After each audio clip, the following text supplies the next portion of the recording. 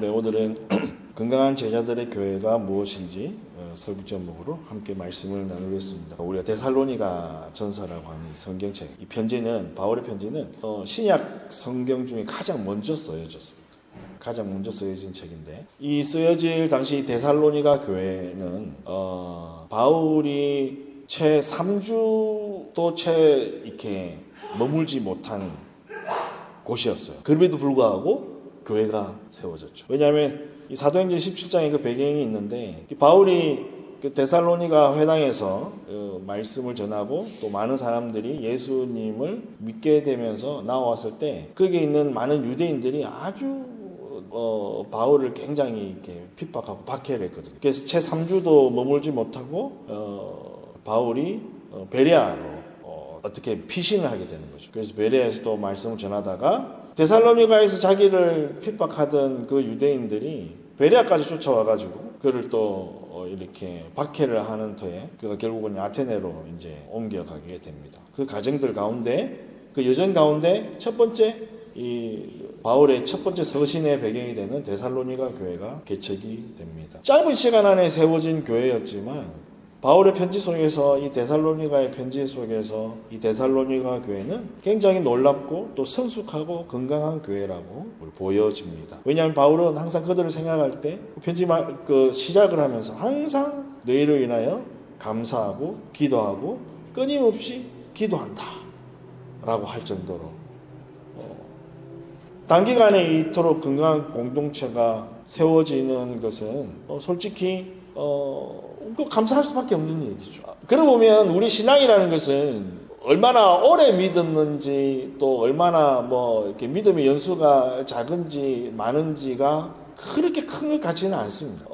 제가 예수님을 어떻게 보면 이제 대학교 때 다시 한번 예수님을 새롭게 만나고 이렇게 경험하고 제2의 핵심이라고 할 정도로 그렇게 주님을 인격적으로 다시 만나는 그 시간이 있었는데, 그 단초를 제공했던 사람은 예수 믿은 지 고작 6개월밖에 되지 않는 한 형제의 전도 때문이었어요. 갑자기 길 가다가 갑자기 저를 붙잡더니 자기가 이렇게 말을 하고 싶은데 좀 들어줄 수 있겠냐고 그래가지고, 이상한 또 미친 사람이 나를 또 왜, 내가 누가 봐도 호구처럼 생겼나 보다 싶어가지고 제가 이렇게 거절하지 못하고, 그래 무슨 말인지 한번 들어나 보자 그래서 그랬더니 자기가 예수 믿은 지 6개월밖에 안 됐는데 이게 가슴이 뜨거워서 뭔가를 말을 해야 되겠는데 당신에게 예수에 대해서 말을 하고 싶다. 교회 다니냐? 그래서 교회 잘 다니고 있습니다.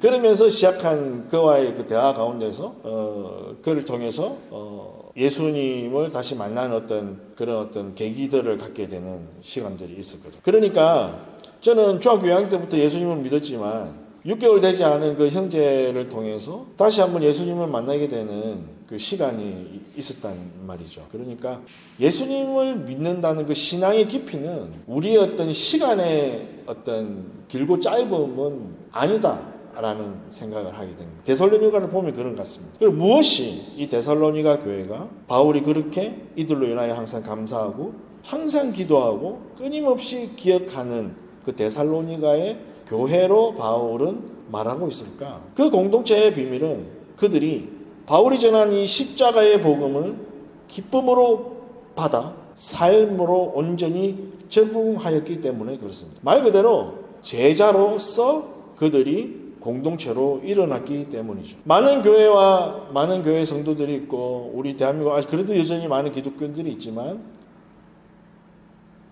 교회 다니는 사람은 많다고 하지만 제자는 드물다는 말들을 많이 합니다. 그러나 이 데살로니가 교회는 예수 그리스도의 참된 제자 공동체로 그들이 섰다는 것이죠. 어떤 모습이 그들로 하여금 바울이 감사하게 하는 제자들의 공동체의 모습이었을까 하는 것을 통해서 우리는 어떠해야 되고 우리 교회는 어떤 지점을 향하여 달려가야 되는지를 한번 말씀을 통해서 나눴으면 좋겠습니다. 그들이 믿은 십자가의 그 믿음과 그리고 그들의 행함이 균형을 이루었던 공동체였습니다. 데살로니가 교회는 믿음과 행함이 조화를 이루는 교회였습니다. 그래서 바울이 이렇게 그들에 대해서 평가하기를 믿음의 역사, 사랑의 수고, 소망의 인내, 이렇게 데살로니가 교회를 바울이 평가하고 있습니다. 믿음의 역사. 뭐겠어요? 그냥 단순히 말만 내가 믿습니다 하는 게 아니라 그 믿음이 행동으로 나타났다는 거예요. 그러니까 믿음의 역사라고 하는 거예요. 그러니까 믿음이라고만 말하지 아니하고 믿음의 역사라고 하는 말의 뜻이 여기 있는 것입니다. 그리고 사랑의 수고. 사랑 말만 하지 않았다는 거예요. 반드시 그 사랑에 따르는 희생이 따랐다는 거예요. 기꺼이 사랑의 수고를 그들이 마다하지 아니하고 그들이 기꺼이 말만으로 사랑하는 것이 아니라 그들의 행동으로 그 사랑을 헌신하여 보여주었다. 그래서 사랑의 수고라고 데살로니가 교회를 향하여 바울이 요약하고 있는 것입니다. 그리고 그들을 말할 때 빠질 수 없는 것, 소망의 인내. 우리는 그냥 막연한 소망을 가질 수 있어요. 그러나 고난이 닥치면 우리가 갖고 있던 소망이 진짜인지 아닌지 드러납니다. 진짜 소망은 무엇입니까? 고난 중에도 흔들리지 않을 때 우리는 이것을 진짜 소망이라고 하거든요. 데살로니가 교회는 예수 그리스도께서 다시 오셨다. 반드시 오셔서 그들을 구원하실 뿐 아니라 그들에게 반드시 이 생에 살면서 그들이 주님 앞에 이루었던 삶에 대하여 주님이 반드시 보상하신다는 그 믿음이 있었어요. 저번 주에 우리가 함께 나누었던 그 구원의 세 가지 원리 가운데 우리 구원받은 사람들을 갖고 있는 것은 무엇입니까?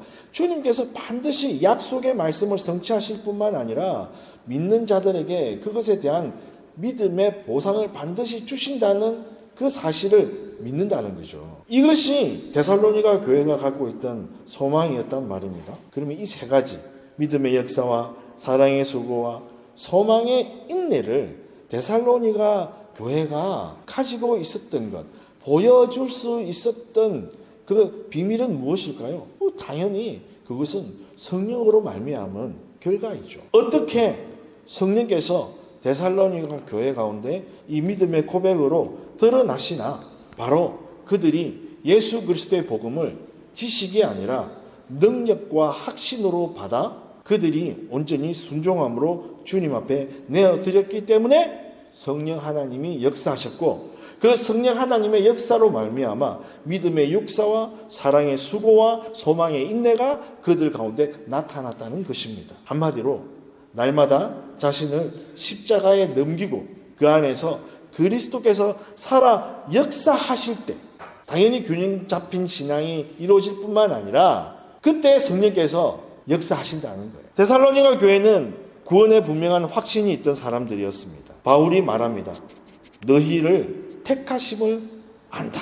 여기서 바울이 말했던 이 안다는 말은 너희가 하나님으로 말미암아 그리스도로 말미암아 택하여졌다는 것을 나는 안다라는 말은 자기가 그냥 지식적으로 안다는 것이 아니라 너희들을 경험하고 너희들의 믿음과 사항을 보고 그 가운데서 너희가 어떠한 고백과 어떠한 마음으로 예수 그리스도를 섬기는지를 보아서 내가 보고 경험한 바로서 내가 안다는 거예요. 그렇기 때문에 이 데살로니가 교회의 교인들은 자기들의 정체가 분명했다는 거예요. 우리는 예수 그리스도로 말미암아 속량함을 받은 자들이라는 분명한 사실을 그들이 알고 있었다. 이것을 바울이 대신하여 고백하고 있는 것입니다. 왜요? 우리가 구원받은 지 어떻게 압니까? 내가 구원받은 지 저는 하나님으로부터 택함을 받은 사람입니까? 아닙니까? 어떻게 우리를 확신할 수 있죠? 그들의 삶 속에서 성령의 역사와 구원의 열매가 직접 보여지니까요. 그들의 믿음이 그들의 삶을 통하여 증명되니까요.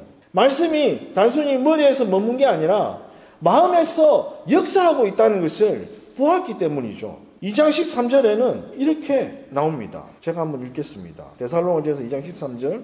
이러므로 우리가 하나님께 끊임없이 감사함은 너희가 우리에게 들은 바 하나님의 말씀을 받을 때에 너희가 하나님의 말씀을 받을 때에 사람의 말로 받지 않고 하나님의 말씀으로 받음이니 진실로 그러하도다.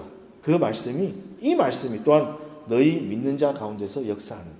하나님의 말씀이 그들 가운데 역사하는 것을 보았기 때문에 이렇게 고백하는 것입니다. 그래서 진정한 구원이라는 것은 어떻게 보면 우리 주변에서 확인할 수 있어야 하는 거죠. 예수 그리스도를 우리를 통해서 볼 수 있어야 한다는 것입니다. 그래서 신앙은, 그 신앙의 증거는 말이 아니라 삶이 될 수밖에 없는 거죠. 마음이 너무 들지 않았어요. 근데 결정적으로 제 마음이 불편한 거죠. 수요일 날 기도하는데 너무 기도가 막히는 듯한 느낌이 드는 거예요. 그러니까 분명하고 친절하고 그러면서도 분명하게 메시지를 전할 수도 있거든요. 그렇잖아요. 우리의 의견을 말할 수 있습니다. 꼭 화를 내면서 전하죠. 그래서 저도 하나 또 배운 거죠. 절대 화를 내면 안 되겠다. 이 화내서 해결되는 일은 없구나. 그러니까 분명하고 확실하게 그냥 의사를 전달할 필요는 있지만 그것을 화내는 방식이나 그래서는 안 되겠구나. 우리 인생에 화나게 하는 것도 이게 화를 내는 순간 이게 일이 안 되는. 그런데 사람이 일이 되고 안 되고를 떠나서 그냥 하나님 앞에 이 기도가 막히는 듯한 느낌을 드는 거죠. 제 마음이 그렇게 불편하고 온당치 못하고 원망이 있고 사람에 대해서 미운 감정이 있는데 무슨 기도가 잘 되겠습니까? 이것은 우리의 영적인 이게 비밀이구나. 그러면 주님 어떻게 해야 돼요? 그래서 주님께서 그러면 이런 화딱지 나는 일들이 많을 텐데 억울한 일이 많은데 그럼 주님 도대체 어쩌란 말이에요? 그러면 호구처럼 항상 그러면 당하고 살아야 됩니까? 내가 네 보고 당하게 살라고 하는 게 아니잖아. 주님 그렇게 말씀하시는 것 같았어요. 또 얘기하면 되지. 또 화내고 얘기해야 되냐? 알겠습니다. 그럼 화 안 낼게요. 그럼 어찌라고요 그러면? 그럼 답이 있습니까? 나한테 그럼 얘기하면 되잖아. 그런 일이 있으면 하나님 앞에 얘기하라는 거예요. 기도하라는 거예요. 억울한 일이 있을 거예요. 여러분 살면서 얼마나 억울하고 복장 터지고 내가 하나부터 10까지 따지면 내가 입이 10개도 모자란다. 그런 일들이 많지 않습니까 여러분?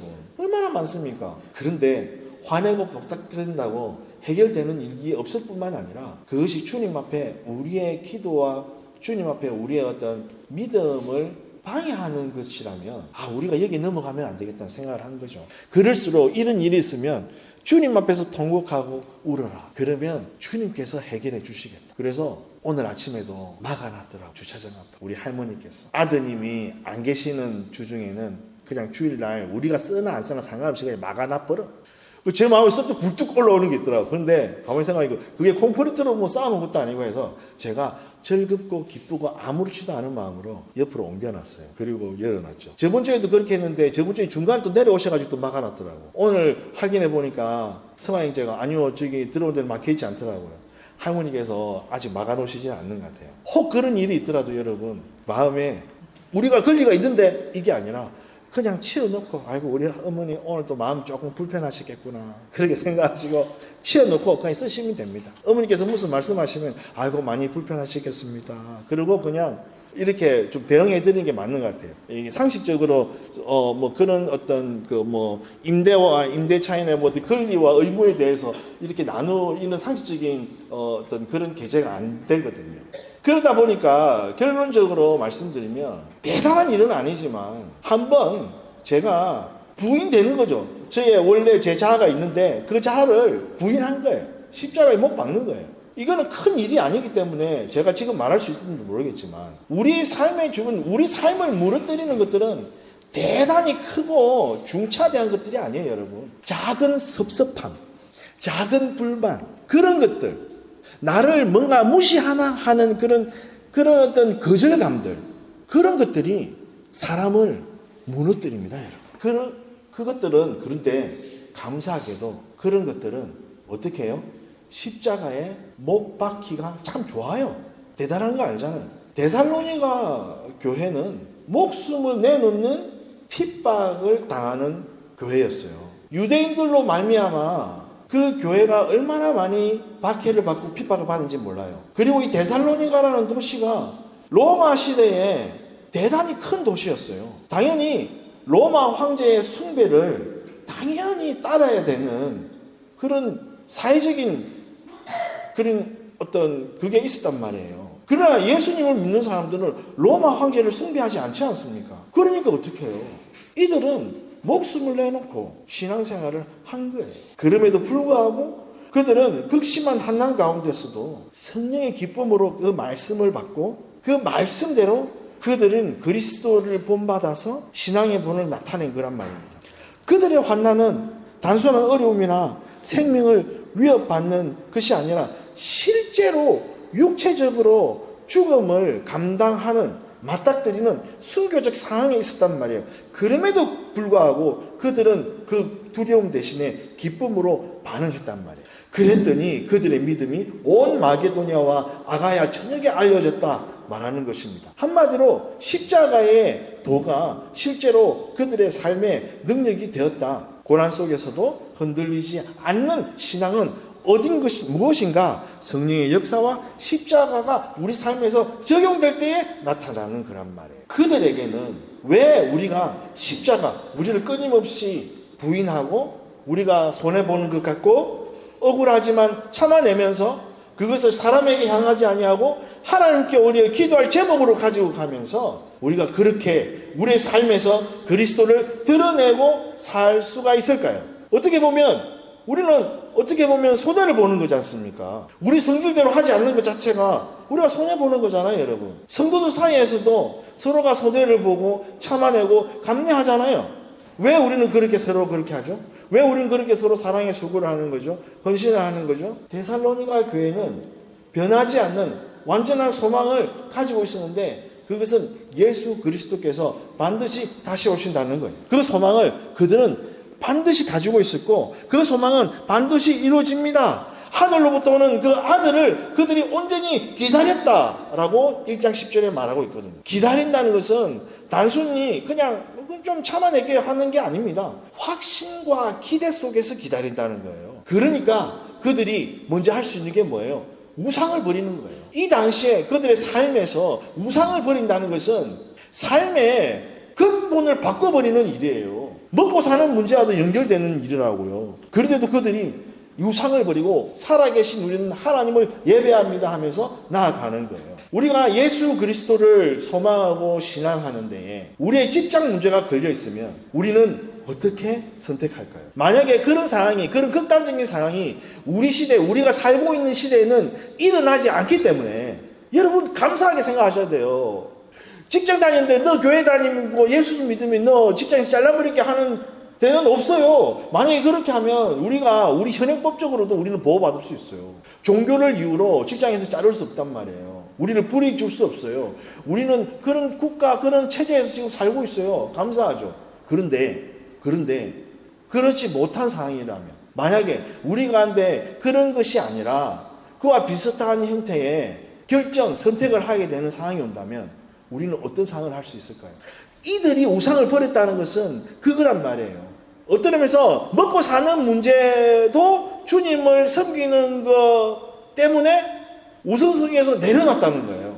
그러면서 내가 먹고 사는 것이 진짜가 아니라 살아계신 하나님이 진짜다라고 고백하면서 그 하나님을 예배하는 것. 우상을 버리는 결단은 생명을 건 결단이었어요. 그럼에도 불구하고 그들은 이 복음의 가치를 체험했기 때문에 기쁨으로 그 길을 선택했다는 것입니다. 우리의 우상은 무엇이 있을까요? 자녀일 수도 있고 물질일 수도 있고 명예일 수도 있고 권력일 수도 있고 그리고 제일 큰 거 본인 자신, 자기 자신일 수 있습니다. 교회에서 혹은 우리가 단체나 혹은 우리 공동체, 우리 직장에서 관계에서 제일 어려운 건 뭔지 아십니까? 섭섭병이 도지면 그거 정말 힘들어요. 여러분 섭섭병이 이렇게 무서운 거예요. 그때 오히려 그분들이 저를 막 이렇게 막 꼬우고 막 달래고 막 그랬다니까요. 제가 뭐라고. 근데 제가 섭섭병이 도지니까 그런 눈이 안 들어오는 거예요. 됐다고.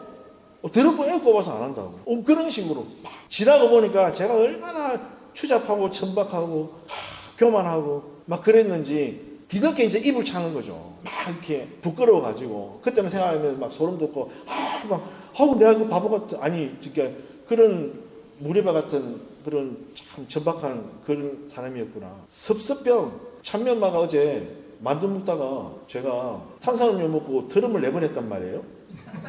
근데 앞에서 트름한다고. 그래서 제가 마음에 갑자기 섭섭함이 드는 거예요. 내가 내 집에서 그것도 만두 앞에서 트름도 마음대로 못하나. 나오는 트름을 그걸 어떻게.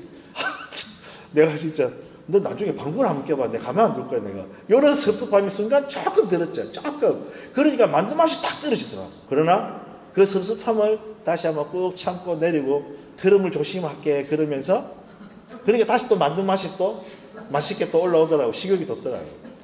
우리가 죽는다는 거, 십자가에서 우리가 부인되고 죽는다는 것은 대단하고 뭔가 민족의 운명을 걸거나 나라의 운명을 걸 정도가 아닙니다, 여러분. 그런 사소한 것들이 우리를 무너뜨려요. 사소한 말 한마디, 사소한 분위기. 제 눈빛이 좀 이상한데 오늘 박 집사님이 저를 보는 눈빛이 좀 안 좋아요. 뭐 서운한 게 있는 것 같은데요. 뭐 이런 식으로 자기가 막 상상하면서 섭섭함이 들죠. 혹은 반대의 경우든 그런 식으로 넘어지는 거예요. 왜 당신 말을 그렇게 해? 왜 그렇게밖에 못해? 거기서 부부관계가 틀어지기 시작하는 겁니다. 아빠는 왜 그렇게 말해? 어떤 동진배 누가 통화하다가 그 아들이 코미디 영화를 보고 왔나 봐요. 보스라는 영화를 보고 왔나 봐요. 그랬더니 그 친구가 저하고 나이가 비슷한데 그 아들한테 전화기 너머로 뭐라고 하시는 줄 압니까? 코미디 영화. 그 코미디 영화를 보노? 개그 콘서트나 보지. 개그 콘서트나 보래. 코미디 텔레비 하는 개그 콘서트나 보지. 뭐다 영화를 코미디를 본다는 거예요. 아재. 그래 제가 막 아재라고 꼰대라고 엄청 내가 야단을 쳤는데 그 아들이 그 얘기를 듣고 그 아들이 군대 잠깐 휴가 나와가지고 보스 보러 간 거거든요. 그러면은 그 아들 입장에서는 서운할 수 있어요, 없어요? 아버지는 말을 왜 그렇게 해요? 제가 오랜만에 지금 군대 나와 지금 저기 휴가 나와가지고 영화 한 번을 봤다는데 그걸 그런 식으로 말해야 돼? 뭐 이렇게도 할 수 있잖아요. 그게 그냥 우스개로 넘어가서 망정이지. 그걸 섭섭하다고 탁 책 잡으면 한도 끝도 없어지는 거예요.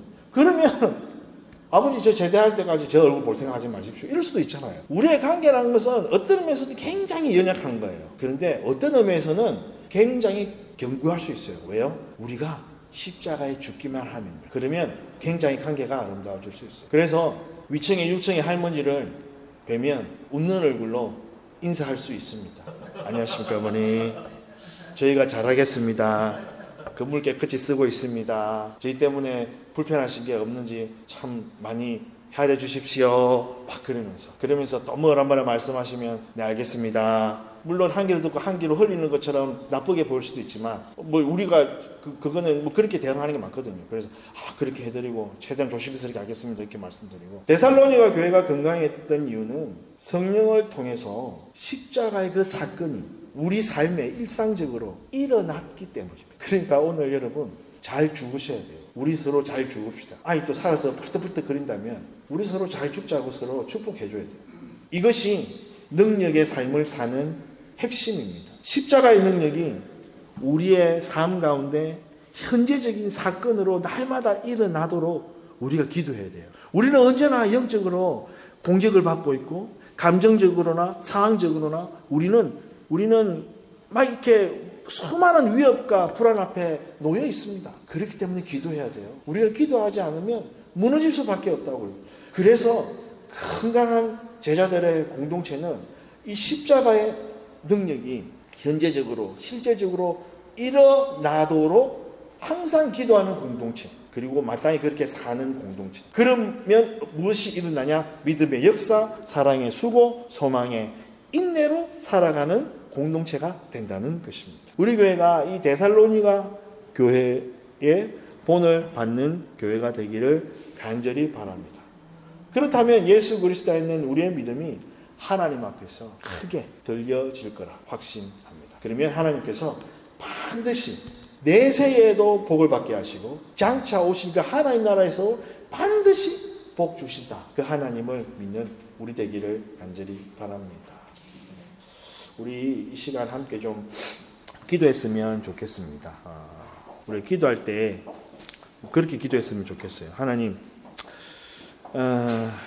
우리의 삶은 언제나 위협받고 있습니다. 우리의 믿음과 신앙은 언제나 위협받고 있어요. 그러나 실제적으로 우리가 그 위협과 믿음 가운데 우리가 든든히 설 수 있는 까닭은 우리 안에 내주하시는 성령께서 우리 가운데 날마다 그 십자가의 그 능력이 우리를 붙들고 우리로 살게 할 때에 하나님 능력 가운데 주님께서 우리를 붙드시며 날마다 승리하는 하나님의 삶을 성취하는 것들을 보여주시고 반드시 다시 오셨겠다고 약속하시고 그리고 그 주를 믿는 자들에게는 현세와 내세에서 복을 주신다는 그 하나님의 말씀을 우리가 믿사옵니다. 주님 이 시간 우리가 그 참된 하나님 나라의 복을 누리고 사는 우리 되게 하옵소서. 하나님의 복은 아무도 건들 수 없는 평안입니다. 아무도 건들 수 없는 소망입니다.